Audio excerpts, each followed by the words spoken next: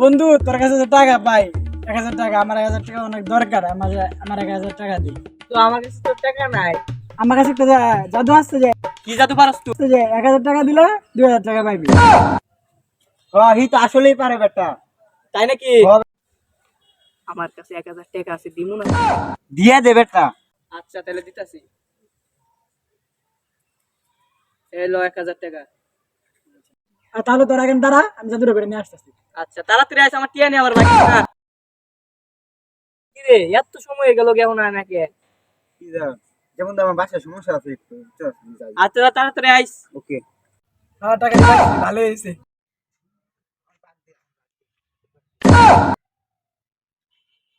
কি রে হেরে আয় নাকি? দেখি গা তুই গিয়া।